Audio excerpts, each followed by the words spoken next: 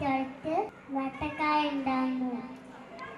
ആ വേട്ടക്കാരൻ വെള്ളം കുടിക്കാൻ പോയപ്പോൾ വേട്ടക്കാരന് കോടാലി താഴെ വീണു.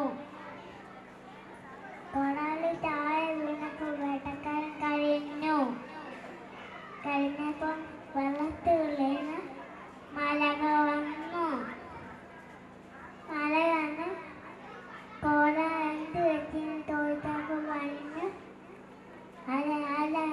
കോടാലി വെള്ളത്തിൽ വീണു.